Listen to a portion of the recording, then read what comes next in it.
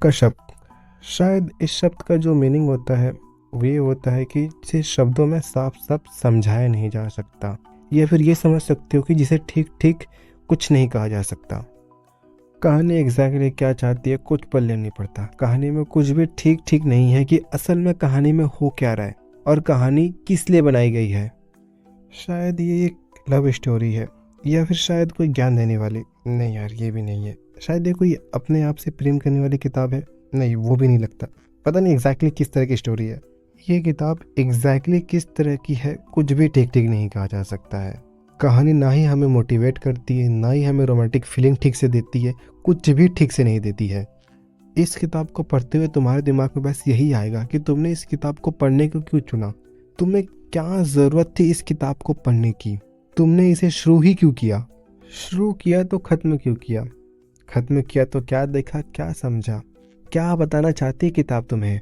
हमेशा यही मन करेगा कि इसे पढ़ना छोड़ दूँ। शायद तुम छोड़ भी दो, पर मैं नहीं छोड़ सकता था, पता नहीं क्यों। शायद इस किताब को पढ़ना छोड़ ही देना चाहिए था तो बेटर रहता, इतना कंफ्यूज तो नहीं होता। और अगर तुम इस किताब को पढ़ने का सोच रहे हो तो शायद तुम्हें इसकी एंडिंग पसंद ना आए, परंतु मैं तुम्हें इतना कह सकता हूँ कि अगर तुम सोच रहे हो कि इसकी एंडिंग ऐसी ना होकर वैसे होती, तब भी तुम हमेशा यही बोलते कि भाई इसकी एंडिंग ऐसी ना होकर वैसे होती। पर सच्चाई यही है कि एंडिंग चाहे कैसी भी क्यों ना हो, तुम कभी भी संतुष्ट नहीं हो पाओगे। यही इस किताब का मीनिंग है। कश्यप, जिस शब्द का शायद यही मीनिंग होता है कि जिसे साफ साफ समझाया नहीं जा सकता कि ये अच्छा था या बुरा। तो मैं इस कहानी के आपको नायक और नायिका के बारे में जानकारी दे देता हूँ। नायक को पूरी किताब में डीटी के नाम से पुकारा गया है, और वही हमारे नायिका को बेबी के नाम से। असली नाम से कोई घंटा फर्क नहीं पड़ता, इसलिए उसे छोड़ देते हैं। नायक के माता पिता बचपन में ही गुजर चुके थे। मतलब यह है कि हमारे नायक की ज़िंदगी काफ़ी मुश्किल और तकलीफ भरी है। वही हमारी नायिका, इससे विपरीत उसकी ज़िंदगी राजकुमारी जैसी थी। बचपन में जो मांगा वो मिला। 4 भाई की एक लौती छोटी बहन, सबकी लाडली। मतलब उसका बचपन बिल्कुल राजकुमारी की तरह था।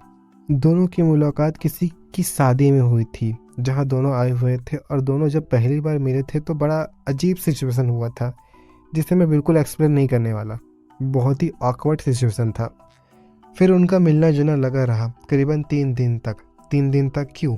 क्योंकि जब नायक नायिका ऐसी नॉर्मल सी बात कर रहे थे रात में, तभी हमारे नायिका का भाई आ जाता है 2 पौआ पीकर, और अपनी बहन को किसी अजनबी लड़के के साथ बात करते देखता है। नहीं, देखता नहीं है, 2 लगा ही देता है। और हाँ, ये बताना भूल गए थे कि हमारे जो बेबी की भाई है वो कन्नड़ साहब है। अगले दिन कन्नड़ साहब अपनी बहन को लेकर वापस अपने घर चले जाते हैं। बस यहीं से नौटंकी शुरू हो जाती है।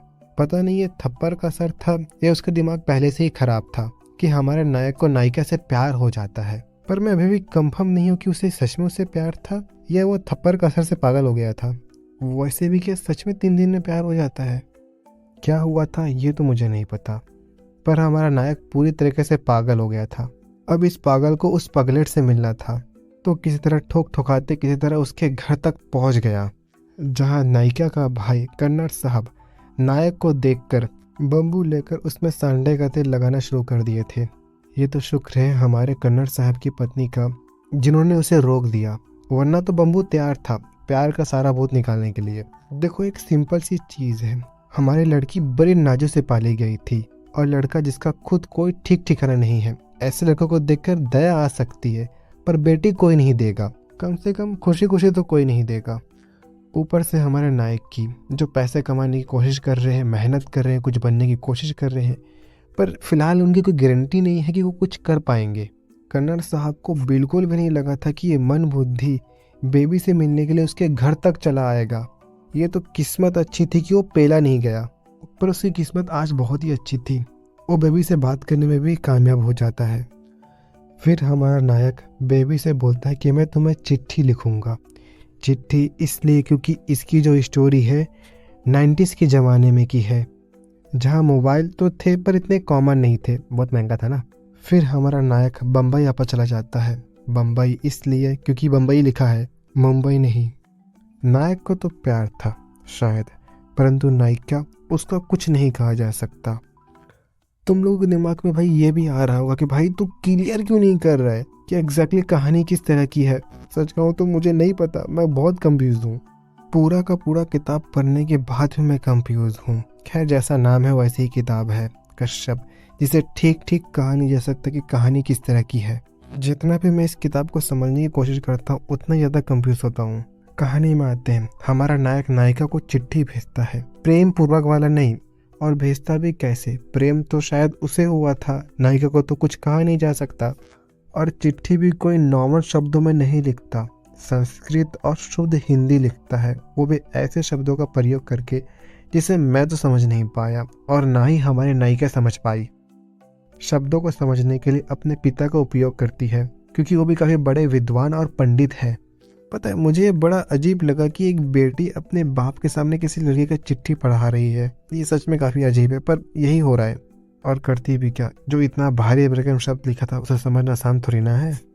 और एक बार मैं तो मुझे समझाना चाहूँगा कि ये जो किताब है ना, इसके शब्द इतने ज़्यादा मुश्किल और हार्ड है ना कि तुम्हें बार बार पढ़ना पड़ेगा, तब जाके तुम्हें कुछ समझ आएगा।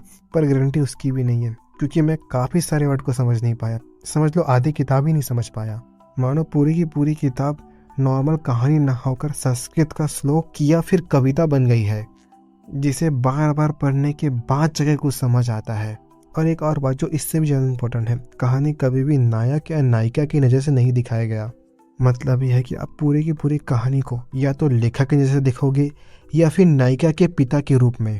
पिता के रूप में इसलिए क्योंकि हमारा जो लेखक है उसकी उम्र करीबन 75 साल के आसपास है। मुझे याद तो नहीं है, पर शायद यही लिखा हुआ था। इसलिए लेखक अपने आप को नायक या नायिका को ना मानकर नायिका के पिता के रूप में खुद को इस किताब में डाले हैं। इसलिए तुम कभी भी इस किताब से खुद से जुड़ाव महसूस नहीं कर पाओगे, और ना जुड़ाव महसूस करना ही अच्छा है। अगर तुम इस किताब को पढ़ने का सोच रहे हो तो मैं नहीं चाहूँगा कि तुम इस किताब को खुद से रिलेट करो, वरना तुम इस किताब को दीवार में फेंक के मारोगे और मुझे कोसोगे कि तूने इस किताब को पढ़ने की राय क्यों दी। मैं नहीं बोलूँगा कि तुम इस किताब को पढ़ो, और ये भी नहीं बोलूँगा तुम इस किताब को ना पढ़ो। फिर भी अगर तुम इस किताब को पढ़ना चाहते हो तो इस किताब को खरीदने का लिंक मैं डिस्क्रिप्शन में दे दूँगा। तो किताब खरीदो और बर्बाद हो जाओ। और हाँ, अगर तुम्हें वीडियो अच्छी लगी तो लाइक, कमेंट, शेयर और सब्सक्राइब ज़रूर कर देना। जहाँ तक किताब की जानकारी की बात है तो इतना काफ़ी है, इससे ज़्यादा जानकारी देना बेवकूफ़ी होगी।